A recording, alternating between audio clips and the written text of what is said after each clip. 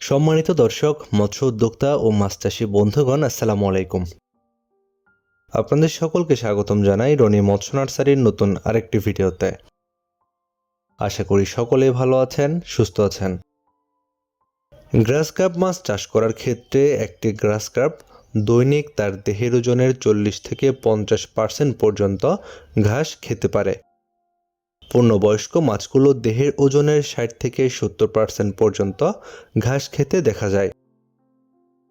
এছাড়াও এই মাছ যে কোনো মাছের সাথে প্রতিযোগিতা করে সম্পূরক খাদ্য খেতে সমান পারদর্শী।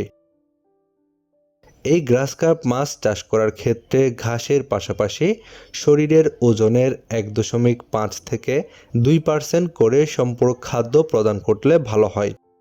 তাহলে এই মাছ দ্রুত বেড়ে উঠবে। গ্রাস কার্প মাছ চাষ করার ক্ষেত্রে আপনারা যে কোনো ধরনের মাছের সাথে এই মাছগুলো চাষ করতে পারবেন। গ্রাস কার্প মাছ চাষের ক্ষেত্রে একক চাষের চেয়ে মিশ্র পদ্ধতিতে চাষ করাই উত্তম। এই মাছ আপনারা যে কোনো ধরনের জলাশয়ে চাষ করতে পারবেন। গ্রাস কার্প মাছ চাষ করার ক্ষেত্রে নরম জাতীয় যে কোনো ঘাস, বিশেষ করে নেপিয়ার ঘাস, কলাপাতা, তন্তুশেওলা, এজোলা ও খুদিপানা এবং যে কোনো সম্পূরক খাদ্য দিতে পারবেন। গ্রাস কার্প মাছ চাষ করার ক্ষেত্রে এই মাছের তেমন একটা রোগবালাই দেখা যায় না। গ্রাস কার্প মাছ চাষ করার ক্ষেত্রে অবশ্যই পোনা মজুদের সময় উন্নত মানের পোনা মজুত করতে হবে। এই মাছ চাষের ক্ষেত্রে উন্নত মানের পোনা মজুত করলে এই মাছ দ্রুত বৃদ্ধি পাবে এবং স্বল্প সময়ে বাজারজাত করতে পারবেন।